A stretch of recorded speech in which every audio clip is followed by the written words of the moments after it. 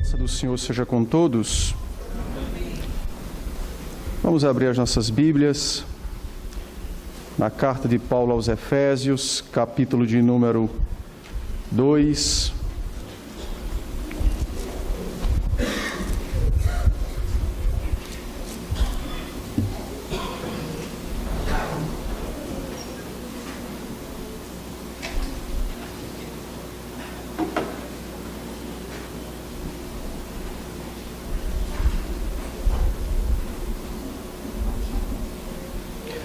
Carta de Paulo aos Efésios, capítulo de número 2. Nós vamos concluir esse capítulo nessa noite.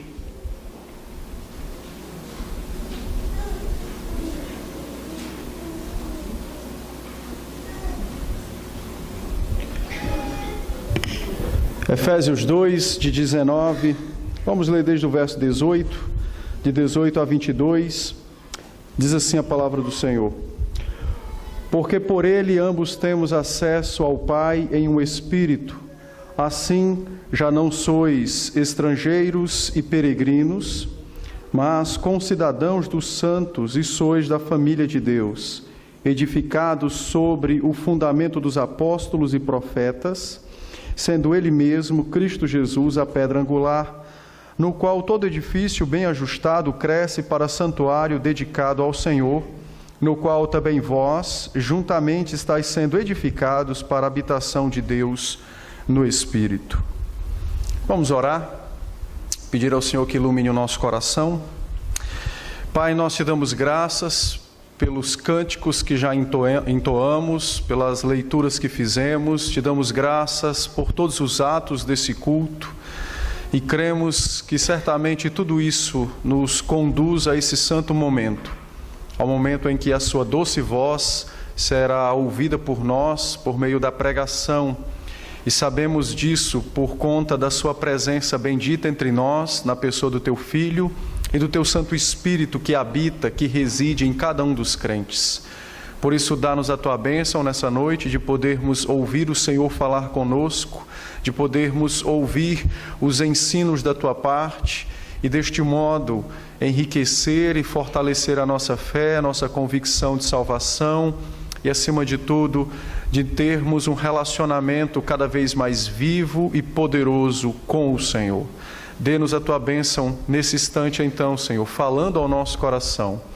Tem misericórdia desse teu servo, que minhas falhas e meus pecados não sejam impedimentos para que a tua voz seja ouvida pelo teu povo, mas que o ministro por excelência, o Espírito, fale a mim e fale a cada um dos teus servos. É em Cristo que nós oramos. Amém. Amém. Meus irmãos, permitam-me fazer um apanhado geral, já que nós nos demoramos algumas semanas nesse texto, e por conta da pregação do pastor Samuel no domingo passado, então eu não pude concluir o texto na sequência. Creio que os irmãos talvez precisam ser relembrados de algumas coisas que nós já tratamos ao longo desse texto. Essa seção de Efésios, dos versos de 11 a 22, ela é uma seção que trata sobre a igreja, a natureza da igreja. E nós vimos que o apóstolo Paulo tem tratado sobre a passagem, a transposição, aquele momento de transição da igreja do Velho Testamento para a igreja do Novo Testamento.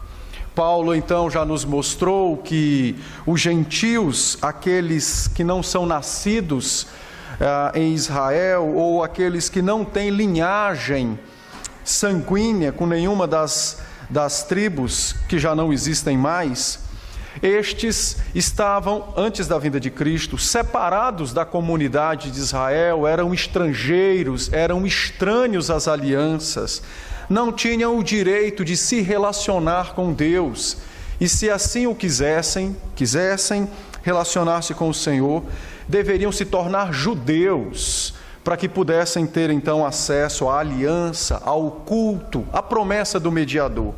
Então Paulo nos mostrou como tudo isso foi mudado depois da morte e ressurreição do Senhor Jesus. como Cristo, pelo seu sacrifício na cruz, derrubou essas inimizades, restaurou e restabeleceu comunhão com Deus, tanto de judeus quanto de gentios. E ele então nos mostrou ao longo desse capítulo toda essa mudança, essa transposição da igreja no Velho Testamento para a igreja do Novo Testamento. Nós vimos também as aplicações desta verdade, ou dessa informação do apóstolo. Eu tratei sobre a vida, sobre o culto, sobre os sacramentos da ceia e do batismo. Então nós vimos como se deu então toda essa mudança. E nos versos agora, de 18 a 22, o apóstolo Paulo então conclui mostrando agora o que a igreja é, agora na nova aliança, agora no tempo de Cristo, como ela é e como ela se desenvolve e qual o propósito da sua existência e do seu desenvolvimento. Então, é importante que os irmãos busquem relembrar estas verdades já tratadas nos demais versos, para que nós possamos compreender com mais excelência os versos que nós acabamos de ler. Eu quero chamar a sua atenção, depois então dessa explicação, para que você note comigo que o apóstolo Paulo, nos últimos versos, trata sobre a igreja como o castelo de Deus, aonde Cristo é o seu rei e nós somos os seus súditos, ou o seu povo. Observe comigo nos versos 11 e 12, que ele diz assim: lembrai-vos de que outrora vós, gentios na carne, chamados incircuncisão por aqueles que se intitulam circuncisão na carne por mãos humanas, naquele tempo estáveis sem Cristo, separados da comunidade de Israel, estranhos às alianças da promessa, não tendo esperança e sem Deus no mundo. Paulo mostra então o tempo pregresso, o tempo anterior à nossa conversão. Mas agora, nos versos que nós lemos, ele se dirige a nós e nos mostra então a mudança que ocorreu.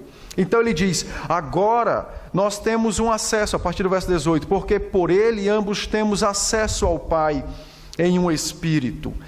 Assim já não sois estrangeiros e nem peregrinos, mas concidadãos dos santos, e sois da família de Deus, sois edificados sobre o fundamento dos apóstolos e profetas, no qual, verso 21, todo edifício bem ajustado cresce, verso 22, no qual também vós juntamente estáis sendo edificados. Note que o apóstolo Paulo não está tratando nesse texto da nossa ida a Cristo.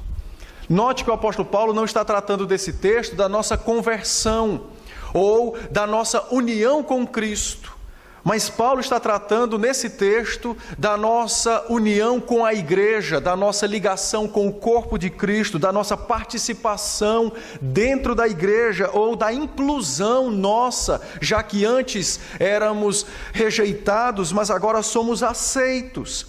Então Paulo usa essas expressões a fim de nos mostrar de forma muito clara que ele não está tratando sobre o nosso relacionamento e Cristo em si ou apenas, mas ele está mostrando exatamente o nosso relacionamento com a igreja, a nossa inclusão na igreja, a nossa recepção por parte de Deus dentro da igreja, a qual ele trouxe diversos adjetivos, como família de Deus, como edifício, santuário, local ou prédio edificado para a habitação de Deus e assim por diante. Então a ideia do apóstolo Paulo é nos mostrar agora qual é a nossa situação diante de Deus e no que diz respeito ao nosso relacionamento com a igreja, com a noiva de Cristo, com o corpo de Cristo, com aqueles pelos quais Cristo salvou e os instituiu e os edifica diariamente, a fim de ter um santuário nessa terra, santuário feito não por mãos humanas, mas por Ele mesmo, quando operou poderosamente nos nossos corações. Então o texto não trata de conversão, Nossa conversão foi tratada nos versos de 1 até 10. Nós vimos isso nos domingos anteriores. Mas o texto trata sobre a nossa inclusão, a nossa recepção na igreja, sobre a entrada dos gentios na igreja, que já existia no Antigo Testamento. Igreja essa que nós, gentios, não tínhamos acesso, mas agora em Cristo temos acesso e fazemos parte da igreja, e agora em Cristo somos a própria igreja. Observe no verso 18, quando Paulo diz: porque por ele ambos temos acesso ao Pai em um Espírito. Ambos refere-se aos judeus e refere-se aos gentios. Por ele, por Jesus Cristo, nós temos acesso ao Pai. E esse acesso se dá de que maneira, de que forma esse acesso chegou até nós, como Deus estabeleceu esse acesso agora para a igreja do Novo Testamento. No Antigo Testamento, o acesso a Deus era restrito. O povo de Israel tinha acesso a Deus por meio dos seus sacerdotes, mas quando os homens entravam no tabernáculo ou no templo, eles iam até a primeira sala do templo, chamada Santo Lugar. No Santo Lugar havia então a mesa, havia uma bacia gigante chamada o mar, era uma bacia enorme, cheia de água, que apontava então para a simplicidade e clareza de Cristo. Ela estava ali. Havia os castiçais, e diante dos homens, uma cortina bem grande, e nessa cortina estava então desenhada ou bordada nela 2 querubins gigantescos com 2 espadas. Os querubins dessa cortina era para lembrar ao povo que eles não tinham acesso ao Senhor.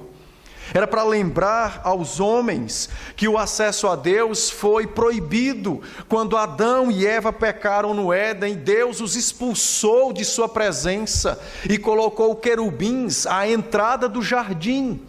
Os querubins era para lembrar ao povo o seu pecado e que este pecado lhes impedia de ter acesso.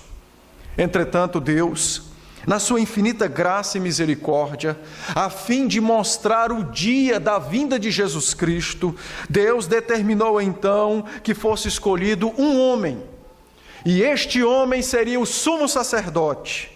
Uma vez por ano, no dia da purificação, esse homem passaria por entre essa cortina, ele adentraria a cortina, e ele iria então até o lugar chamado Santo dos Santos, onde havia a Arca da Aliança, com 2 grandes querubins, com 6 asas, com 2 cobriam seus olhos, a fim de não enxergarem a santidade de Deus, com 2 eles se tocavam, com 2 cobriam seus pés, a fim de mostrar então a sua indignidade. E uma vez por ano, o sumo sacerdote entrava neste santo lugar.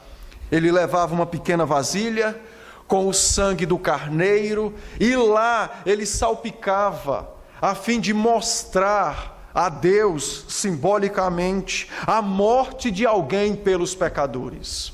Entretanto, esse homem, esse sumo sacerdote, não poderia entrar lá, se ele antes não tivesse feito purificação por si mesmo. E dada a majestade e a santidade de Deus, o sumo sacerdote entrava no Santo dos Santos uma vez por ano, amarrando uma corda à sua cintura, pois poderia ser que naquele lugar houvesse algum tipo de pecado oculto em seu coração, do qual Deus, enfurecido, lhe mataria imediatamente. E ao demorar-se por alguns instantes, além do normal, além daquilo que era cotidiano, os sacerdotes que ficavam do lado de fora do Santo dos Santos puxavam então aquele homem que possivelmente havia sido morto por conta de seu pecado. Era assim o acesso a Deus. E isso era para o povo de Israel, a igreja do Velho Testamento. Os gentios ficavam de fora do templo. Se os gentios quisessem se aproximar da casa de Deus, o mais próximo que podiam era ficar fora do templo. Nero, quando construiu o templo de Salomão, ou reconstruiu o templo de Salomão, ele construiu um átrio para os gentios, um local onde eles pudessem ficar, entretanto, não dentro do templo, mas nas suas imediações, ligado ao templo, como se fosse o nosso pátio ao lado, mas adentrar ao templo, jamais. Paulo então nos diz que essas barreiras, esses muros foram completamente derrubados. E agora nele, em Jesus Cristo, ambos temos acesso a Deus em um Espírito, não mais por meio de homens, mas agora por meio de um único homem, o Senhor Jesus Cristo. Paulo então nos diz que tanto os judeus têm acesso ao Pai, quanto os gentios têm acesso ao Pai. E ele diz isso para nos mostrar qual é a nossa condição diante de Deus e em relação com a igreja do próprio Deus. A nossa condição agora não é de estrangeiros. Olha o verso 19. Não sois mais estrangeiros, não sois peregrinos, não sois estranhos ao Senhor, não sois estranhos à igreja de Deus. Paulo então nos diz que agora os crentes são sim pessoas próximas de Deus, conhecidas de Deus, que possuem intimidade com Deus. Os crentes em Jesus Cristo, sejam eles judeus ou gentios, todos têm livre acesso à presença de Deus. Não é à toa, por exemplo, que quando o Senhor Jesus morre na cruz do Calvário, todos os evangelhos registram que houve terremotos sobre a face da terra, o céu se escureceu e o véu do santuário partiu-se de alto a baixo, a fim de mostrar aos judeus e à igreja do Antigo Testamento a poderosa mudança que estava sendo ocorrida, ou que estava sendo efetuada, que estava sendo feita. E a mudança era exatamente essa. Deus não mais se relacionaria com o seu povo por meio de símbolos ou de sombras, mas agora na realidade da presença do seu Filho nos céus, intercedendo por nós, e na realidade da presença do seu Espírito em nós, no coração dos crentes. Paulo então nos diz que os gentios agora estão incluídos na igreja, são a igreja de Deus. Os gentios são aqueles que compõem o edifício do qual Deus habita. Os gentios têm acesso a Deus, eles se relacionam com o Senhor. A ideia do acesso a Deus, ela precisa ser muito bem compreendida por nós, porque nós muitas vezes atribuímos acesso, termos acesso ao Senhor a algum tipo de obra, ou algum tipo de postura, ou de comportamento. Lógico, nós não confundimos a reverência e o respeito que Deus merece, mas Paulo nos diz claramente que o nosso acesso se dá por causa de Cristo. Então não é pelas obras dos homens, não é pelos que eles fazem, não é por suas belas orações, mas é exatamente pela obra de Cristo realizada em nosso favor, da qual nós agora gozamos de verdadeira liberdade de nos relacionarmos com o Senhor Jesus e com o nosso Deus, o nosso Pai. Paulo nos diz que esse acesso não é apenas quando oramos. Às vezes nós achamos que nós estamos na presença de Deus apenas quando oramos, ou quando estamos a cultuá-lo, como no momento que estamos fazendo agora. Pelo contrário, a palavra usada pelo apóstolo aqui para acesso é uma palavra rara no Novo Testamento. Usa-se apenas 3 vezes em todo o Novo Testamento essa palavra grega para acesso. Ela era uma palavra muito usada para descrever uma aproximação de um reles mortal a uma divindade, quando algo como isso, um mortal, aproximava-se de uma divindade, ou quando usada nos palácios, quando o rei, assentado no seu trono, permitia que seus súditos tivessem acesso à sua presença. A ideia então não é de um momento. A ideia, na verdade, é de ter livre acesso à presença de Deus pela condição ou pelo estado em que nossas almas se encontram agora, não mais aprisionadas pelo pecado ou separadas de Deus pela corrupção, mas agora transformadas, regeneradas, modificadas, habitadas pelo próprio Espírito. A ideia, então, é de que os crentes têm livre acesso à presença de Deus continuamente, constantemente. Não há nenhum momento em que nós nos ausentemos da presença augusta do nosso Deus. Em todos os momentos da nossa vida, nós estamos em plena comunhão e convicção de que estamos na presença do Senhor. A ideia do acesso mostra aos crentes que, de fato, toda a sua vida é um culto a Deus. Mas não somente um culto, mas a ideia mostra uma honra que Deus nos concede de nos receber, um privilégio que é dado apenas para aqueles que estão em Cristo, algo que mostra como o pecador foi amado pelo Senhor de modo indescritível. O próprio Deus, o Deus absoluto, se alegra em ter na sua presença o seu povo, os salvos em Cristo, seu Filho, de ter na sua presença aqueles que tiveram seus corações lavados e transformados pelo sangue do Cordeiro. Os crentes então agora têm livre acesso a Deus, eles se aproximam de Deus sem ter obstáculos. Não há mais um mediador humano, como no Antigo Testamento. Não há mais o requisito de sacrifícios para serem aceitos. Mas agora nós temos liberdade em Cristo Jesus. E nos aproximamos por meio de Cristo. E a nossa liberdade, então, é para nos achegar a Deus e adorá-lo como Ele deve ser adorado, em santidade e transmitindo todo tipo de reverência e respeito de nossa parte para com o Senhor. É lógico que na nossa vida nós temos momentos mais específicos de comunhão com Deus.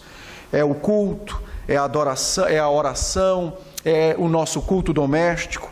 Mas a ideia que nós precisamos compreender é que esses momentos mais reservados, eles nos alimentam ou eles nos dão a substância para podermos viver todo esse dia ou todo dia com o Senhor. A ideia, então, é de podermos nos alimentar nos momentos reservados para que possamos passar os momentos não reservados com o mesmo entendimento, com a mesma compreensão, com a mesma reverência no coração, ligados ao Senhor constantemente, no que estivermos a fazer, no que estivermos a pensar, no que estivermos a falar. A ideia, então, é de um acesso livre ao nosso Deus. A ideia é de que nossas almas assistem continuamente diante do Senhor. Paulo nos diz que esse acesso, ele é por meio de Cristo, com o auxílio do Espírito. O Espírito habita em nós, o Espírito é o nosso assistente. Como o próprio Paulo disse em Romanos capítulo 8, o Espírito conhece a mente de Deus e habita no crente. O Espírito faz com que nós possuamos algo que só reside nos céus. A mente de Deus, Ele então nos traz vestígios, Ele nos traz elementos, Ele nos traz verdades que pairam nos céus, para que habitem no nosso coração. E desta feita possamos então nos relacionar com Deus como o próprio Deus quer. Alguém já disse que nas nossas orações, por exemplo, nós temos o Senhor Jesus que ora por nós nos céus e temos o Espírito que ora em nós na terra, a fim de que as nossas orações sejam ouvidas e atendidas plenamente pelo nosso Deus, pelo nosso Pai. A ideia então de Paulo é que os crentes estão ligados a Deus por meio de Cristo e suas vidas terrenas são auxiliadas pelo Espírito, para que nenhum momento de suas vidas se passem sem que eles estejam na presença de Deus, sem que eles estejam ligados ao Senhor. Isso só é possível então por conta da nossa aproximação ou da nossa inclusão, do nosso ingresso na igreja de Deus. E ele então descreve no verso 19, dizendo: nós não somos mais estrangeiros, mas agora somos concidadãos dos santos, somos da família de Deus. E por isso, então, nós temos relacionamento com o Senhor. No verso 20, ele nos diz que nós somos como igreja visível. Até então ele mostrou o aspecto espiritual, a nossa união com Deus, a presença do Espírito em nós, o nosso acesso ao Pai. Mas agora Paulo então mostra como nós somos, como corpo de Cristo visível ao longo dos séculos, como a igreja ela é essa família de Deus na terra.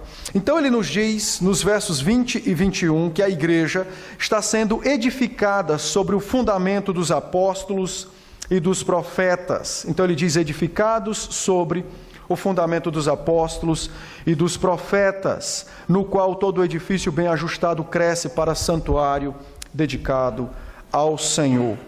O apóstolo então nos diz que a igreja, ela é um edifício, ela é um prédio que está sendo construído, e a base desse prédio já foi estabelecida, o alicerce já foi lançado, e que a partir de agora tudo deve ser edificado sobre esse alicerce, sobre esse fundamento.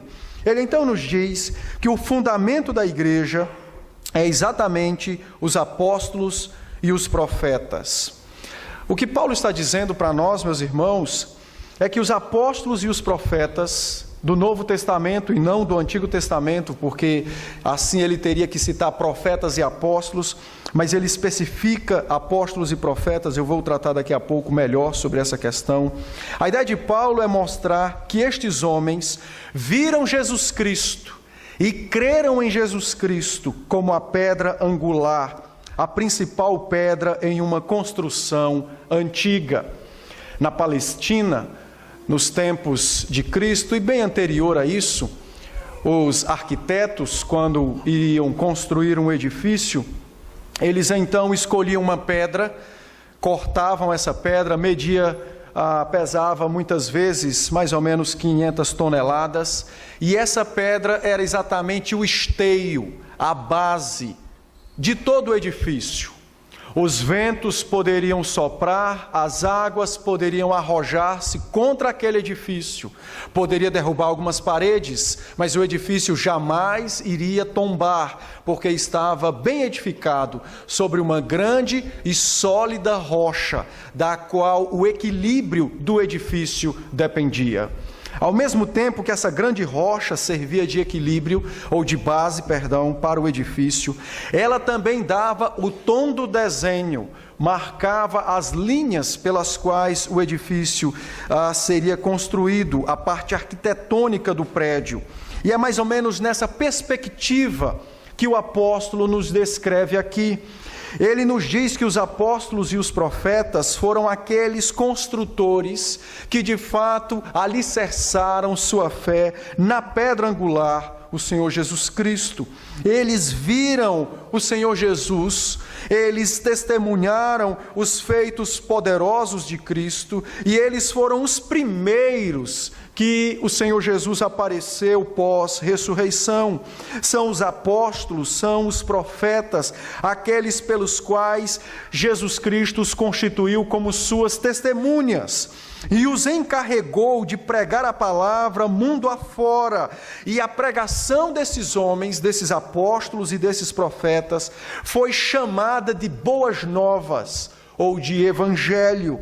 Esses homens, eles viram e eles testemunharam o Senhor Jesus, pessoalmente convivendo com eles, os feitos, sua morte e sua ressurreição. Eles testemunharam a ascensão de Cristo, e por esta razão, Paulo nos diz que pela autoridade que o Senhor Jesus confiou a eles, de serem então serem aqueles que fundamentariam a igreja, de serem os primeiros construtores da igreja, Paulo nos diz que eles são o fundamento, eles lançaram o fundamento, eles lançaram então os alicerces desse edifício chamado igreja. Hoje nós temos muitos homens que arrogam ser apóstolos, nós temos muitos homens que arrogam ser profetas, e na verdade não são. Ainda que eles digam que viram Cristo, quem prova que de fato viram? Quem prova que eles de fato tiveram tal experiência? E mesmo que tal experiência fosse verdadeira, por que Jesus não alertou a igreja de que continuaria a ter apóstolos ao longo da existência da igreja na face da terra?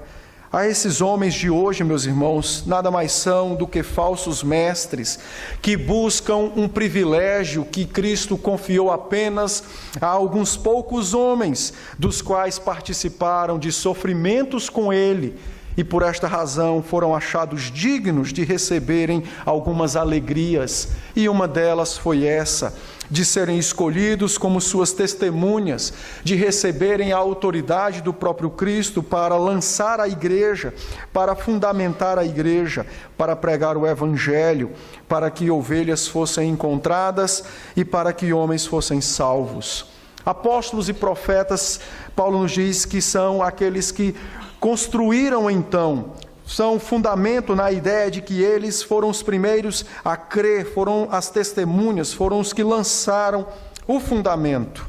Mas o fundamento da igreja é Cristo, a pedra angular. Esse é o fundamento da igreja, a pedra angular, o Senhor Jesus. Os apóstolos são então as testemunhas, aqueles que receberam a incumbência de edificarem a igreja sobre esta verdade. Cristo Jesus, a pedra angular, o Filho de Deus.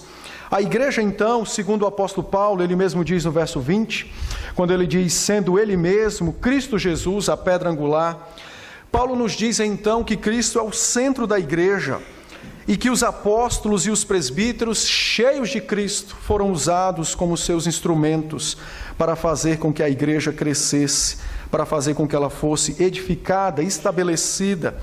Por esta razão, você lê o livro de Atos dos Apóstolos e vê, por exemplo, os apóstolos fazendo prodígios, sinais, milagres, dos quais não se vê mais hoje. A razão é simples, a igreja está edificada. Por esta razão, aquilo ou os instrumentos que Cristo colocou em suas mãos cessaram quando a igreja foi edificada.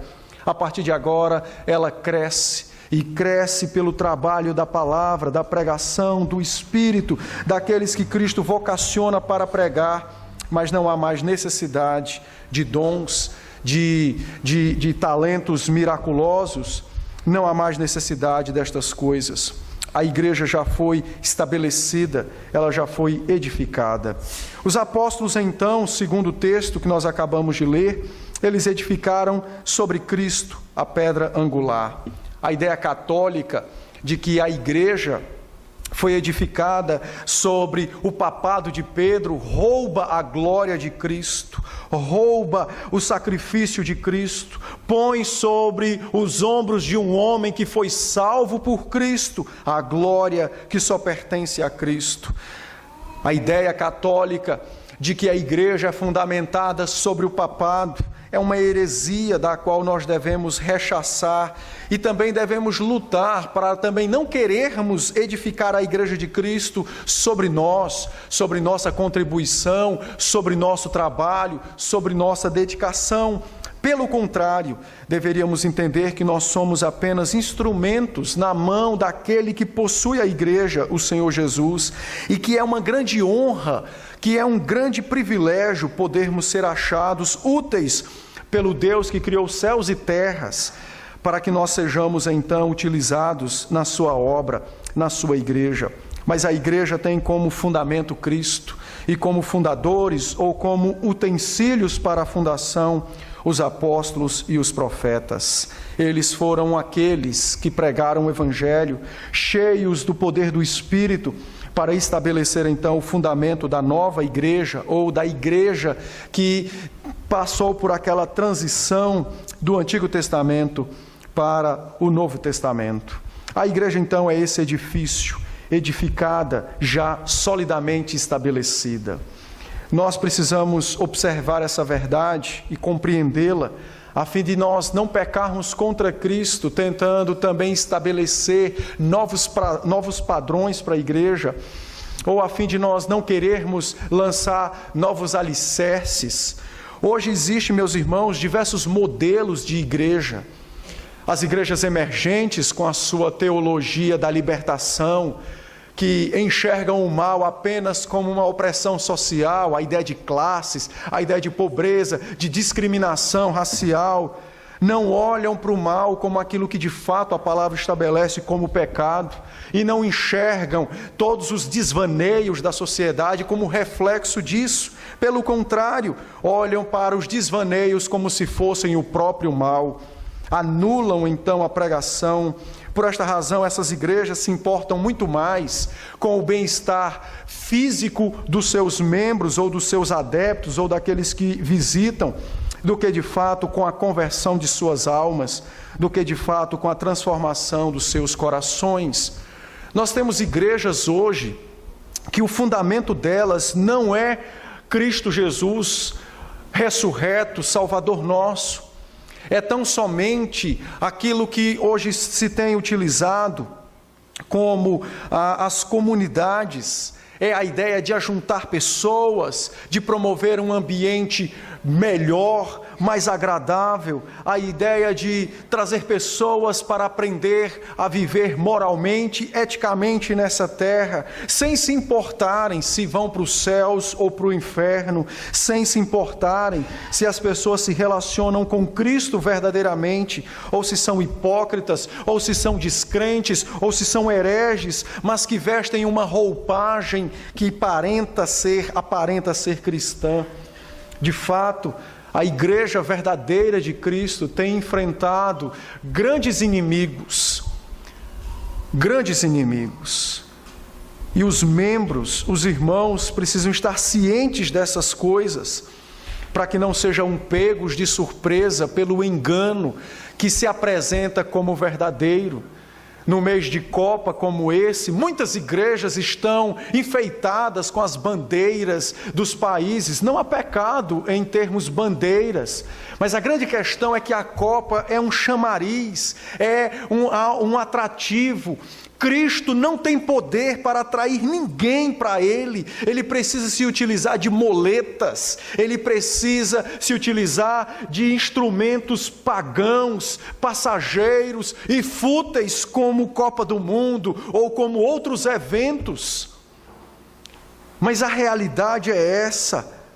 As igrejas, de um modo em geral, elas estão abandonando o fundamento dos apóstolos e profetas, Cristo, a pedra angular, viva e poderosa para nos salvar, e estão estabelecendo os novos fundamentos, a aceitação, a bem-estar, divertimento, diversos tipos de atrações. E aqueles que têm lançado tais fundamentos, pouco se importa com a alma dos seus frequentadores. O que na verdade importa é se o projeto dá certo em termos numéricos, em termos de frequência, em termos de arrecadação financeira. Almas transformadas, isso é coisa do passado, pastor, alguns dizem. Corações que sofrem pelos seus próprios pecados, no século 21, isso é um absurdo. Isso é um absurdo. Adultérios, fornicações, casamentos mistos, isso são coisas retrógradas. Há pouco tempo eu soube de um adultério, e o conselho, advertindo a mulher que era membro da igreja, ela disse: me provem que eu estou em pecado. O meu casamento estava destruído, o dele também. Como Deus, sendo amor, não chancelaria a nossa união, já que os nossos casamentos foram uma tragédia e o nosso relacionamento, ele nada em amor. Essa é a concepção pecaminosa, distorcida da igreja e de Cristo. E a razão é simples: o fundamento está sendo retirado, destruído, removido. Cristo não é mais o fundamento da igreja, mas os números. Encher a igreja. Acho interessante que existem pastores que não se importam de ter uma igreja cheia de pecadores, pois eu me importo. O que eu quero é ter uma igreja cheia de crentes, Porque os crentes vão para o céu. Pecadores que não são arrependidos, pecadores que não confessam Cristo, não vão para os céus. Qual é a vantagem disso? Qual é a vantagem de termos uma igreja repleta de incrédulos, prestando culto ao Cristo verdadeiro, ao Deus absoluto? Qual é a vantagem? Meus irmãos, Satanás tem atacado violentamente a igreja. Ele já tentou quebrar as janelas, derrubar o telhado, mas o caminho de maior sucesso foi atacar as suas bases, o fundamento. Não é à toa que nós temos hoje, aos montes, os apóstolos que questionam os apóstolos que escreveram as Escrituras, com invenções, sonhos, revelações, coisas mirabolantes, das quais ninguém pode sequer provar. E as pessoas aos montes dão crédito, dão confiança a estas coisas. Não é assim que deve ser, meus irmãos. A igreja foi fundamentada na pessoa de Cristo. Os instrumentos foram os apóstolos e os profetas do Novo Testamento, os quais registraram a palavra da qual nós possuímos hoje. E por esta razão, nem eu e nem você temos liberdade de mudar para lado nenhum. A liberdade que nós temos é de sermos edificados naquilo que já foi estabelecido. Essa é a liberdade que possuímos. Olha o verso de número 21 que diz comigo: no qual todo edifício bem ajustado cresce. Bem ajustado. Essa expressão bem ajustado, ela está intimamente ligada com a pedra angular do verso 20. O edifício cresce bem ajustado sobre essa pedra angular do verso 20, que é exatamente o Senhor Jesus Cristo. E a ideia então de crescer bem ajustado é a ideia de mostrar então os desenhos arquitetônicos da igreja. É de mostrar então o projeto elaborado pelo qual Deus, o Senhor Jesus e o Santo Espírito quiseram para a sua igreja. A ideia de ser edificados, de ser bem ajustados em Cristo Jesus, é a ideia de que o próprio Cristo, como construtor, pelo alicerce que já foi edificado, pela palavra que nos foi trazida pelos apóstolos e profetas, ele vai encaixando as pedras na sua igreja, ele vai encaixando os crentes nesse edifício. De vez em quando, ao longo da nossa caminhada cristã, as pedras começam a ter pontas, e essas pontas interferem no desenho do edifício. Então Cristo vem e começa a tirar essas pontas, desbastá-las. Tem pedras que, quando nos convertemos, que elas possuem algumas manchas, algumas marcas, são tortas. E o lugar para o qual Cristo quer que ela fique precisa então de uns cortes mais severos. Ele então opera todos esses cortes, de maneira então que o seu edifício é forjado segundo o seu desejo, o seu querer, segundo o seu desenho, pelo qual ele já estabeleceu. A igreja está sendo edificada, a igreja está sendo construída, ela não acabou a sua construção. O seu término será quando Cristo voltar. Ela está sendo edificada dia após dia e ela está sendo moldada pelo próprio Senhor Jesus. A ideia de bem ajustado aqui é a ideia de que nós estamos ligados a Cristo e por conta disso Ele vai então nos moldando, nos direcionando, virando para lá e para cá, até o momento exato, até a sua vontade ser completamente satisfeita. A ideia de que somos edificados em Cristo também significa que todos os crentes em Cristo eles possuem um lugar de importância na igreja de Cristo. Eles possuem um lugar para o qual Cristo reservou para eles. Eles possuem um lugar para o qual eles servirão o Senhor Jesus Cristo.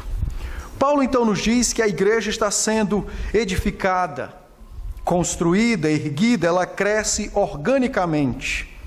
Mas hoje existem alguns métodos de crescimento da igreja. Cristo quer que a igreja cresça organicamente pela palavra.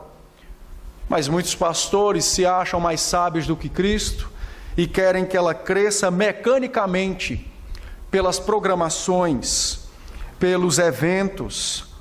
Organicamente implica em pregação, ação do Espírito, convicção de pecado, abandono de pecado, confissão, classe de catecúmenos, exame de conselho, membresia, desenvolvimento dos dons, prossegue no desenvolvimento até o dia da morte.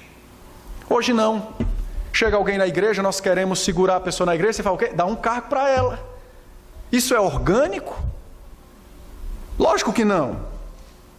Chega uma pessoa, passa um ano na igreja, a gente gosta da pessoa e tarará, e já quer que ela seja membro, sem examinar a base da fé, a transformação do coração, sem averiguarmos a presença da palavra e do Espírito. É lógico que nós não enxergamos o interior das almas, mas pelo fato de não enxergar, nós também não podemos nos dar ao luxo de sermos negligentes. Paulo então diz que a igreja cresce organicamente. Estabelecida em Cristo, ela é bem edificada e ela cresce para santuário. O propósito dela é ser um santuário, a morada de Deus, o lugar onde Deus habita. A ideia do santuário é a ideia do templo de Jerusalém, é a ideia da arca no Santo dos Santos, mas agora completamente diferente. Quem é a arca agora nesse templo espiritual de Deus? São os crentes, porque eles são de fato o lugar onde Deus reside, onde Deus habita pelo Espírito. Os crentes são de fato essa arca, entre aspas, ou esse prédio, esse santuário, onde Deus é adorado, é cultuado. E o ajuntamento de todos esses crentes, então, se configura naquilo que Paulo nos diz no verso 21, a habitação de Deus de um modo mais nítido e mais claro. Os crentes são, então, a igreja de Deus, o templo de Deus, o santuário de Deus. E o que é maravilhoso, os gentios que no Antigo Testamento foram impedidos de se achegarem a Deus, ficavam do lado de fora da igreja. Paulo então nos diz que agora os gentios se achegam a Deus. E eles mesmos são o templo, o santuário de Deus, edificados para a habitação, edificados para se relacionarem com Deus. No verso 22, ele então diz, no qual todos vós, fazendo referência à igreja, aos crentes, especificamente aos gentios, incluídos na igreja do Antigo Testamento, agora sob uma nova administração, a administração da graça, a administração de Cristo. Ele diz que os crentes, ambos, todos juntos, estão sendo edificados para a habitação de Deus no Espírito. O verbo habitar, usado aqui, é um verbo raro no Novo Testamento, ocorrendo 2 vezes em todo o Novo Testamento. A ideia de uma morada. Sabe quando você compra uma casa e vai morar naquela casa?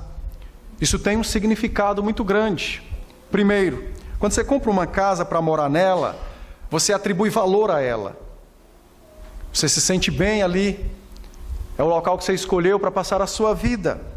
E em segundo lugar, quando você compra uma casa para morar nela, significa dizer que você rejeitou as demais. Você separou aquela para você, e você então deixou de fora as demais. A ideia do verbo habitar aqui é a ideia de que Deus escolheu e separou a igreja para ser a sua casa, a sua residência na terra. Por isso que nós hoje não vamos mais para Israel como a terra santa. Santa nada. Santo é Poá. Santo é a Vila Varela. Santo é onde estamos. Se formos para Israel, será santo por causa da presença dos crentes lá. E não mais porque é um lugar onde Deus habita. Não, a sua habitação, a sua morada agora é na igreja, é no meio dos crentes, é com os crentes, é nos crentes. Perfeitamente Cristo separou, o Pai separou a igreja para ser a sua morada, consagrou-a para pertencer a Ele e para habitar nela. A habitação de Deus, meus irmãos, precisa ser extremamente compreendida por nós. Existem bênçãos que Deus concede a cada um dos crentes individualmente. Individualmente. Se você lembrar da primeira carta aos Efésios, o apóstolo Paulo trata dos crentes como o templo de Deus, individual. Mas ao mesmo tempo, o apóstolo Paulo diz que também existe o templo na reunião dos crentes, no ajuntamento dos crentes. Deus habita em nós individualmente e habita conosco corporativamente, quando a igreja se ajunta para cultuá-lo e para adorá-lo. Em 1 Coríntios, ele tratou do templo de modo individual. Aqui ele trata do templo ou da habitação de Deus no modo corporativo. Existem bênçãos que Deus concede ao seu povo individualmente, mas existem outras bênçãos que Deus só concede ao seu povo quando eles estão juntos, quando eles estão reunidos, quando eles estão no mesmo local, com a mesma finalidade e com o mesmo coração. O culto, por exemplo, existem coisas que nós não podemos ver, que só podem ser dadas a nós no culto. É extremamente importante a leitura da Bíblia em casa todos os dias. É extremamente importante o culto doméstico, a família se reunir para ler a Bíblia, orar, meditar na palavra. Deus opera, Deus fala no seio dos nossos lares, seja para a família, seja para nós, no nosso quarto de portas fechadas. Mas a palavra de Deus, no que tange a sua voz autoritativa, só é pronunciada no culto. Somente no culto. Deus nos instrui, Deus nos edifica, Deus transforma corações, seja na escola dominical, seja nos nossos estudos de quarta ou nos nossos estudos domésticos. Mas existem coisas ou dádivas que só podem ser dadas a nós pelo Senhor no culto. E é por esta razão que o apóstolo Paulo trata da igreja não individualmente, o membro em si, o crente em si, como em Corinto, mas agora na corporatividade, na assembleia dos santos, na reunião dos eleitos, no ajuntamento dos salvos. É por isso que os crentes não podem negligenciar o culto. É por isso que os crentes não podem negligenciar a Santa Assembleia. É por esta razão que muitos irmãos nossos, que talvez não puderam vir ao culto por motivos de enfermidade, podem ser edificados ouvindo ou assistindo a pregação e o culto pela internet, mas não cultuam a Deus e não recebem todas as dádivas que nós recebemos no seio de sua casa, ainda que assista e ouça a mesma coisa que nós, mas por não estar conosco, por não estar na Assembleia dos Santos, ele não vai receber alguns privilégios e dádivas, dos quais Cristo reservou apenas para o ajuntamento solene. E é por esta razão, meus irmãos, que nós não podemos ser negligentes com o culto. Faltar à igreja tem que, de fato, ser um motivo sério. porque do contrário, nós iremos perder bênçãos preciosíssimas da parte de Cristo, além de desrespeitar e afrontar diretamente o nosso Deus, que reservou dádivas poderosas para a nossa vida, das quais Ele decidiu dar a nós, apenas quando estivéssemos reunidos em Assembleia Santa, em santa convocação, em culto solene.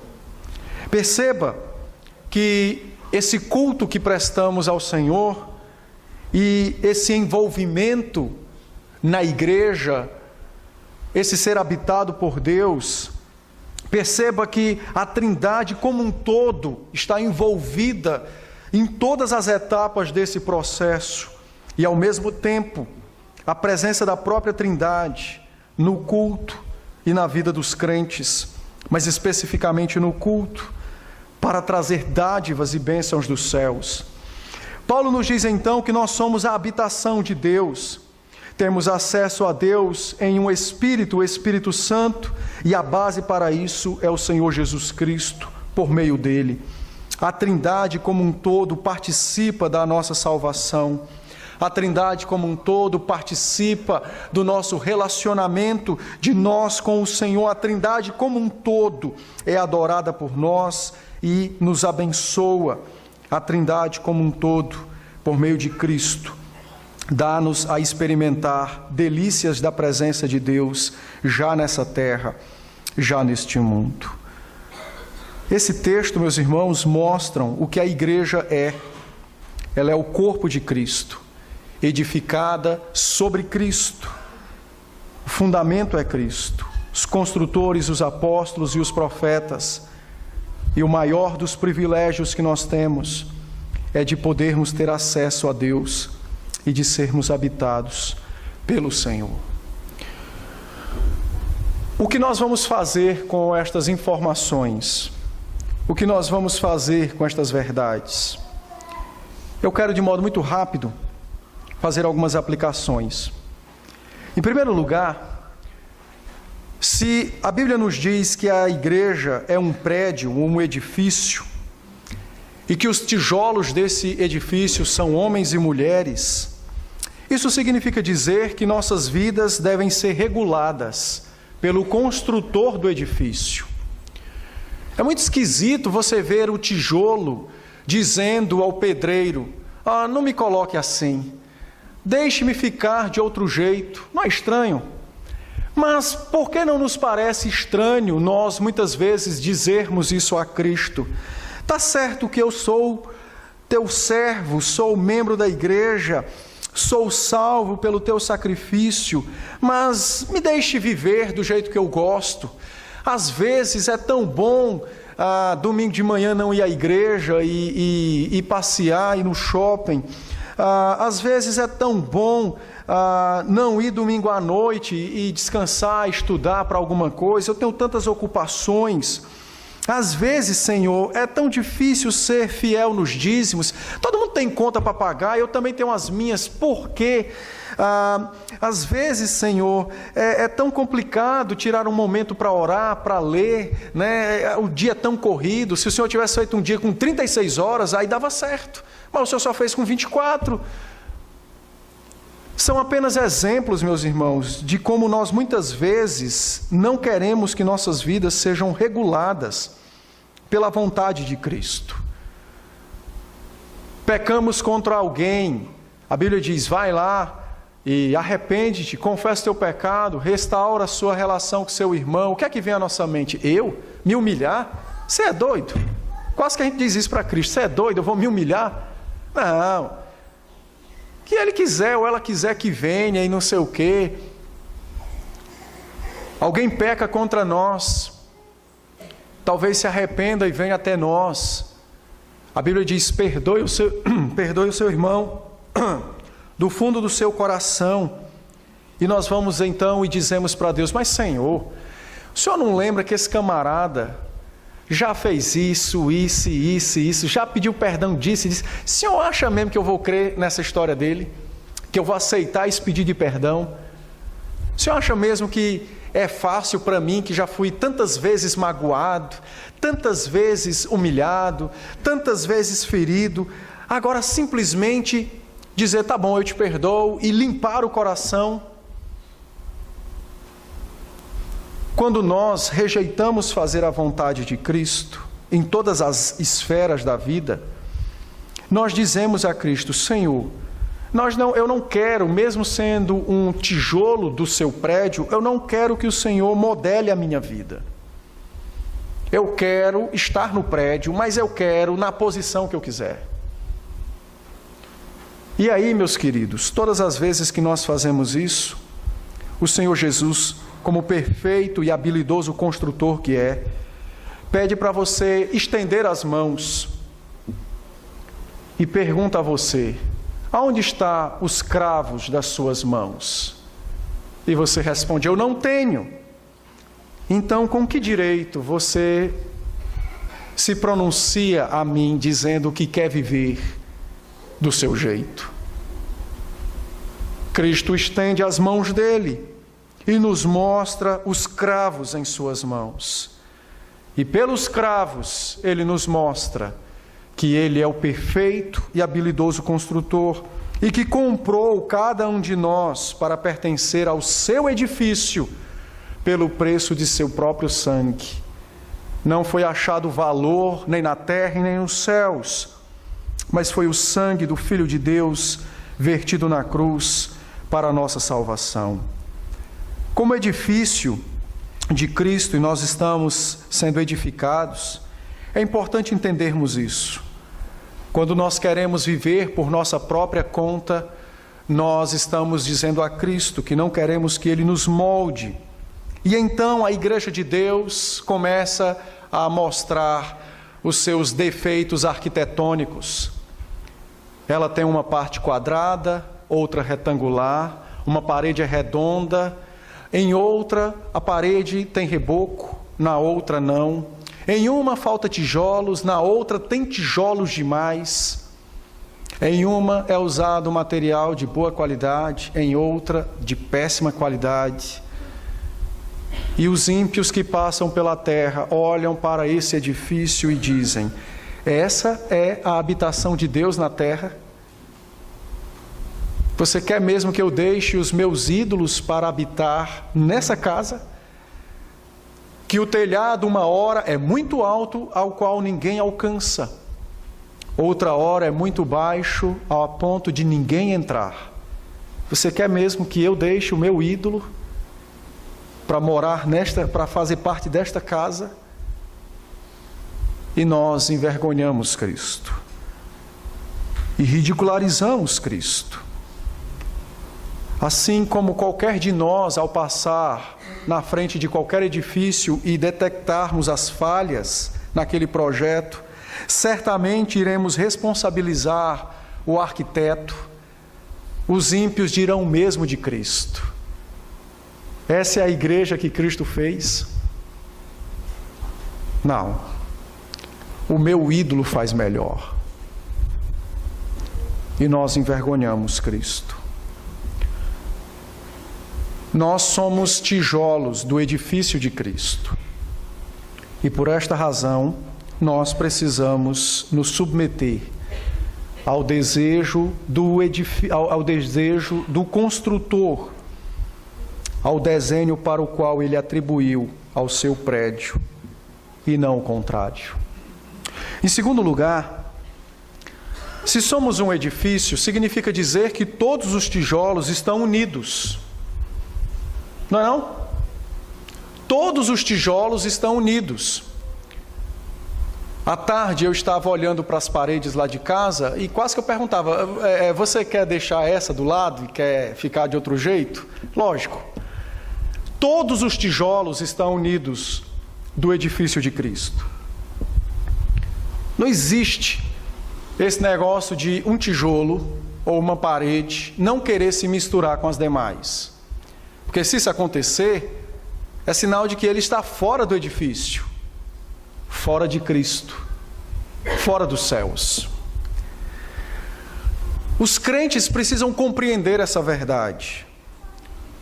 Nós somos o edifício de Cristo, e nós estamos unidos tanto aos crentes do passado, quanto aos crentes do presente, e estaremos unidos aos crentes do futuro. É um edifício, é a igreja de Cristo. Com os crentes do passado, nós podemos aprender lições preciosas de como viver com Cristo no mundo. É muito comum, o Guilherme está na faculdade, sabe disso, é muito comum o calouro chegar na faculdade e achar que sabe igual o veterano, não? No seminário era do mesmo jeito. O calouro chega e acha que já sabe igual o pessoal do quarto ano. Por isso que existe essa rixa, porque o cara não entra lá no primeiro dia de aula entendendo quem ele é, né? Ele se acha o maioral, porque passou no vestibular, então ele se acha o dono das coisas. Pois bem, muitos crentes também são assim. O cara se converteu ontem ou há 10 anos atrás e já acha que ele sabe como a igreja deve ser, como ela deve seguir, para onde isso, por que não aquilo, e pronto. Os crentes do passado, eles estavam tudo errado. Isso não existe na igreja de Deus. Pode existir na nossa igreja, a qual nós criamos. Na de Deus, não. O fundamento da igreja foi estabelecido pelos crentes do passado, especificamente um grupo de homens, 12 apóstolos e alguns profetas. O modelo como nós devemos viver, nós temos de sobra, basta consultarmos a igreja do passado, os tempos do passado, e nós iremos observar o modelo de se viver a vida cristã. É bem verdade que em algumas épocas a igreja teve uma vida negra. Então você pula esses momentos e volta aos momentos onde de fato a vida condizia com as Escrituras. Mas o certo é então que nós temos uma unidade, uma ligação com os crentes do passado. Eles podem nos apontar muito bem o caminho pelo qual podemos viver com Cristo. E nós, nos nossos dias diferentes dos deles, tomando seus conselhos, podemos aplicá-los aos nossos dias e gozarmos de grande comunhão com o Senhor. Mas também estamos unidos aos crentes do presente, e especificamente tratando agora pontualmente nós como Vila Varela. Nós estamos unidos uns aos outros. A ideia de partidos, grupos, panelas, facções é antibíblico. É antibíblico. Cristo não conquistou pequenos pedaços de gente. E não se relaciona com pequenas porções de pessoas. Mas a igreja como um todo. Desde a Dona Maria com quase seus 90 anos, até o pequeno Bernardo, que nem 1 ano tem, não interessa os anos. Nós estamos unidos a eles, ligados a eles. Não nos relacionarmos desta maneira é algo contrário à palavra de Cristo.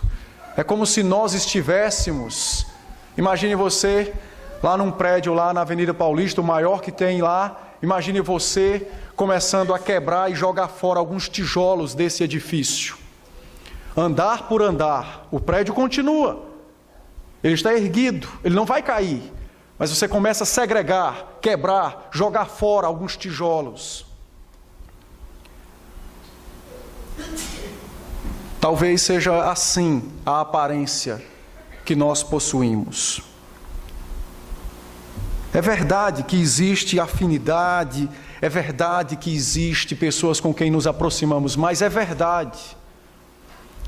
Mas maior do que isso, é o sangue de Cristo que comprou aquela pessoa. Maior do que isso, é o sacrifício que Cristo fez na cruz do Calvário por mim e por você. Se nós buscarmos superar as dificuldades, as diferenças pelo sangue de Cristo, nós alcançaremos de fato grande unidade e comunhão.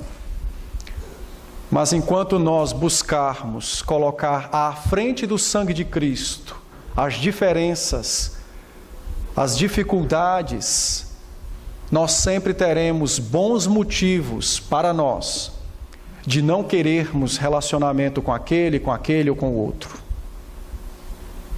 A igreja é um prédio, é um edifício. E o edifício está unido. Caso contrário, ele vai desmoronar. Por isso, pense nisso. Pense nisso. Como um edifício, e como nós temos comunhão, devemos ter unidade uns com os outros. E talvez pela falta da unidade, da comunhão, não estou dizendo que não haja, estou dizendo que nós precisamos crescer. Talvez seja difícil, por exemplo, quando nós nos examinamos para ver quais são os nossos dons. Eu não sei se os irmãos já perceberam, mas se não, devem se autoavaliar. Examinem suas habilidades, seus dons. Certamente você vai se pegar com uma dúvida. Qual? Qual é a minha participação no culto? O culto não é o único momento em que a igreja está junta. O culto não é a única reunião oficial da igreja. O culto não é a igreja faz o culto. Mas já perceberam como todas as vezes que nós nos examinamos, nós sempre procuramos ver alguma atividade, algum dom em nós, alguma habilidade em nós para desenvolver alguma atividade pública? Quando, na verdade, os maiores dons que Deus deu não foram para isso. Como, por exemplo, Paulo nos diz no capítulo 13 da carta aos Coríntios, buscai os melhores dons, e ele termina o capítulo 13 dizendo o amor. Até hoje eu nunca consegui materializar o amor. Dizer assim, esse púlpito é o amor. Não. Ele é materializado pelas nossas ações. O cumprimento dos mandamentos. Muitos irmãos nossos hoje têm tempo, deveriam investir o seu tempo na visitação, na evangelização, seria muito mais saudável. Os nossos idosos deveriam se abrir mais para transmitir experiência, conhecimento, falar das dificuldades e da grande operação de Deus em suas vidas. Os mais novos deveriam nutrir paciência, apreço. Poucos de nós aqui viveu 1950. Mas alguns que viveram poderiam nos descrever aquelas épocas, nos mostrar como foi. O certo é que nós precisamos, eu estou apenas enumerando, mas o certo é que nós precisamos buscar verdadeiramente comunhão, relacionamento, examinar quais são os nossos dons. E certamente todos os dons, ainda que não sejam utilizados no culto, nem numa escola dominical, nem no presbiterato, diaconato, mas eles serão úteis para a unidade e edificação da igreja, da qual Cristo habita. Por isso, pense nisso. O que você tem feito como membro de Cristo nesta igreja? Qual é o seu papel como esse tijolinho no edifício sagrado de Cristo Jesus dentro dessa igreja? Examinemo-nos para crescermos cada vez mais nas mãos do nosso Cristo. Por fim, em 1 Pedro, capítulo 1, 1 Pedro 2, verso 5, Pedro diz que nós somos pedras vivas. Essa é a expressão usada pelo apóstolo Pedro, pedras vivas. E são pedras vivas que constituem o edifício de Cristo. Pedras vivas que constituem o edifício de Cristo. Por que vocês acham que a Bíblia usa a expressão pedras vivas? É exatamente para mostrar que uma pedra tem unidade, ligação com a outra? Sim, é verdade, mas mais que isso. É para mostrar que as pedras, por estarem vivas, cuidam umas das outras. Eu acho interessante isso. Quando o movimento G12 chegou no Brasil, com as células, muitas das nossas igrejas, batistas e tantas outras, se encantaram com o G12. Grupos pequenos, que tinham comunhão, e a marca distintiva, cuidavam uns dos outros. Se alguém adoecia, o pessoal do grupo ia, ajudava, se era mulher, fazia as tarefas de casa e etc. O G12 explodiu, dividiu igrejas e gerou toda a tragédia que existe hoje no movimento evangelicalismo brasileiro. Assim, toda não, né? Ele é o proponente de uma grande parte. Mas o certo é que a igreja se maravilhou de uma verdade que há mais de 2000 anos Cristo tem falado na sua igreja. Nós somos uma igreja, somos um edifício, somos pedras vivas. E por que pedras vivas? Porque pedras que cuidam umas das outras. Falamos de evangelização. Qual é o nosso desejo? Ir para fora da igreja. Quando falamos de evangelização, nós não pensamos, por exemplo, nos nossos parentes descrentes ou naqueles que um dia estiveram aqui e que não mais estão. Ele saiu, o problema é dele, ele que se rache.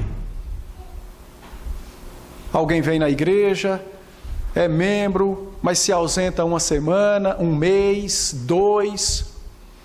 Se não for o Espírito Santo para notar a ausência dele, o resto não nota. Que cuidado é esse que nós temos experimentado como corpo de Cristo? Qual é o nosso cuidado? Diga-se de passagem, nenhum. Se alguém chegar e me disser, o seu filho está fazendo isso, ao invés de agradecer porque o meu filho estava errado, tem a oportunidade de corrigir, não, eu fico chateado com a pessoa que está me mostrando um erro que eu não vi. É um negócio incrível. É o cúmulo do absurdo. Mas assim acontece com os filhos, acontece com a esposa, acontece com o marido. Nós não nos damos a liberdade em Cristo, não estou falando de xeretar a vida do outro, é pelas Escrituras, de nos mutuamente auxiliarmos no nosso crescimento, na resolução dos nossos problemas. Aí depois a gente reclama, eu sofri tanto, ninguém veio me falar. Mas é lógico, você não disse nada a ninguém. No dia que eu for um vidente, que tiver uma bola de cristal, eu como pastor, aí meu irmão, você pode descansar, que eu vou enxergar tudo. Enquanto eu não tiver, você tem que me avisar. Seja com o pastor, com os presbíteros, com os diáconos, com todos. Às vezes a gente reclama, a igreja não vem, a gente sofre, eu passo dificuldade, ninguém vem, mas ninguém sabe. Nós precisamos entender que nós somos pedras vivas e que devemos cuidar uns dos outros. Pelo contrário, nós temos lutado para construir muros ao nosso redor. E aí você faz igual guarita de prédio, né? Deixa só uma janelinha pequenininha para você ver quem está do lado de fora e para quem está do lado de fora te ver. Então é oi, oi, tchau. E assim a vida segue, anos a fim, sem cuidado, sem comunhão. E o que predomina na igreja? Hipocrisia, egoísmo, vaidades. Aí os nossos filhos, por exemplo, encontram grandes amigos na escola, descrentes. Amigos do peito, como diz a palavra, mais chegados que irmãos. Eles vão ouvir quem? O pastor, o presbítero, os irmãos da igreja, que nunca tiveram convivência nenhuma com ele, quando ele se encontrar em alguma situação da vida? Ou ele vai ouvir um amigo lá da escola? Ele vai ouvir um amigo da escola. Existem hoje nas faculdades grupos organizados de recepção de pessoas, mas porque querem o bem? Não, porque são proselitistas dos partidos de esquerda, de seitas heréticas no Brasil. E nós, a Igreja do Deus vivo, a habitação do único Deus verdadeiro, não nos importamos com quem senta do meu lado. Não nos importamos com aquele que Cristo derramou o sangue na cruz por ele. E ainda hipocritamente dizemos: eu quero ir para o céu com você. Que mentira, se você não quer nem ficar na terra com ele. Que dirá ir para o céu? Isso é uma hipocrisia. Nós não podemos permitir que isso aconteça. Nós somos pedras vivas. Adoeceu uma senhora aqui da igreja esses dias, e eu fui perguntar quem era. Metade não sabia. 30 anos é membro e metade não sabia. Quase que eu dizia: Nossa Senhora, porque pelo amor de Deus, 30 anos, sei lá, tem mais disso. 4 gatos pingados conhecia. Não, isso é impossível, isso é intolerável. Nós somos pedras vivas edificadas pelo Deus vivo, o Deus absoluto, que não pode ser contido nem por toda a vastidão do universo, habita na igreja, em nós. Nós não podemos viver assim. Não, jamais, jamais. Não podemos nos acomodar e viver assim. Nós somos pedras vivas, compradas pelo sangue de Cristo. Ninguém está aqui pela sua própria vontade, mas porque Cristo nos alcançou e modificou a disposição de nosso coração. Por isso é dever nosso amar um ao outro, cuidar um do outro. Ah, pastor, dá trabalho. É verdade. Cristo tem esse trabalho de cuidar de você. Então demonstre um pouquinho do seu amor por Ele, cuidando do outro que está ao seu lado. Ah, ninguém me visita. Comece a visitar. Lembre-se daquele texto que diz: fazei aos homens o que queres que vos façam. Ninguém me visita, pois comece a visitar.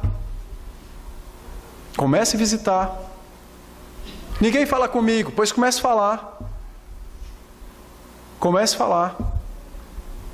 Ninguém se importa comigo, pois se importe com os outros.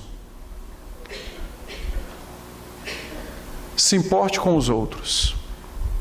Faça o seu papel de pedra viva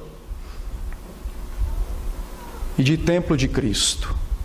E certamente Deus poderosamente vai mudar o nosso coração. E poderosamente vai mudar o status quo. E poderosamente vai trazer grande unidade à nossa igreja, como está registrado em Atos 4, quando Lucas diz que a igreja de Jerusalém possuía uma única alma. Uma única alma. O nosso objetivo é chegar lá, sermos uma única alma em Cristo Jesus. Vocês creem nisso? Não responda se não crê. Mas creem nisso? Pois se creem, orem e lutem para que Deus mude os vossos corações, o meu coração, para que nós experimentemos dias poderosos da presença de Cristo na nossa vida, com comunhão, com união, grande afeição entre nós, verdadeiramente irmãos. Que Deus nos abençoe. Vamos orar, né?